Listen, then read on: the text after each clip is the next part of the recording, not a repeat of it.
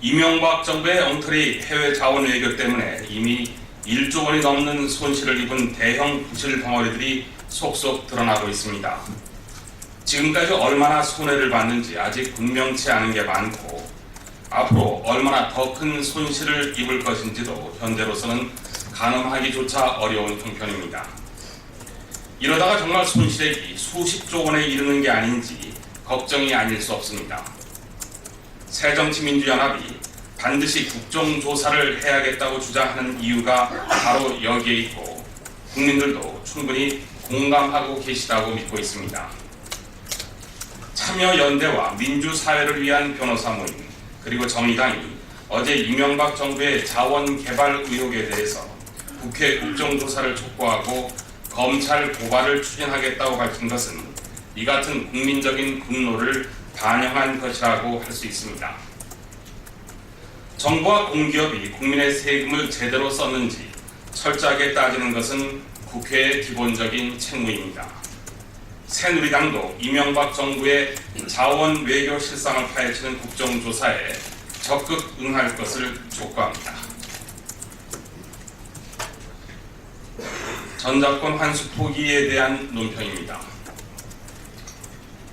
한민구 국방부 장관이 어제 국정감사에서 전작권 환수 무기 연기에 대해서 부끄럽지 않다고 말했다는데 실로 듣는 사람이 민망한 일입니다.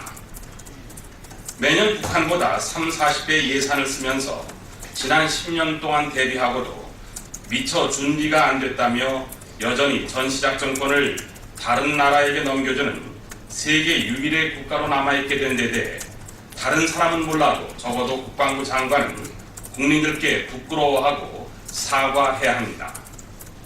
하긴 박근혜 대통령이 번번이 공약을 파기하면서도 한 번도 제대로 된 설명이나 사과를 한 적이 없으니 장관이 감히 사과에 앞장서기가 어려울지도 모를 일입니다.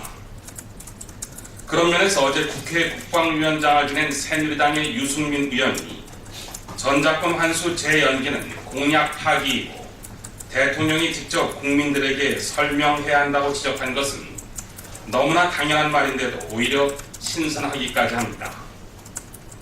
내일 국회 시정연설에서 박근혜 대통령이 전작권 환수 재연기를 사과하고 유승민 의원의 표현처럼 털고 갈지 지켜볼 일입니다. 청와대 헬스 트레이너 의혹에 대한 논평입니다. 청와대가 지난 2월에 유명 헬스 트레이너 출신인 윤모 씨를 제2부속실 3급 행정관으로 채용해 사람들의 입에 오르내리더니 비슷한 시기에 1억 원 상당의 개인 트레이닝 장비를 구입했다는 보도가 나왔습니다. 당시 청와대는 윤 행정관이 헬스 트레이너가 아니라 대통령을 가까운 거리에서 보좌하고 홍보와 민원 업무를 맡고 있다고 해명한 바 있습니다.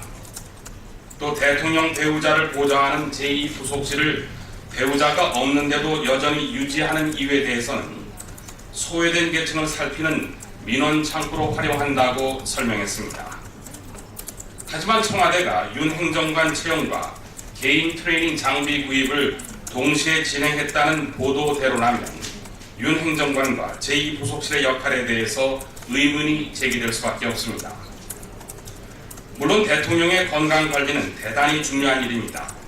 하지만 여기에 들어가는 예산은 적정하고 투명하게 집행돼야 할 것입니다. 청와대 분명한 설명이 필요한 대목입니다. 저축의 날에 관한 논평은 서면으로 발송했습니다.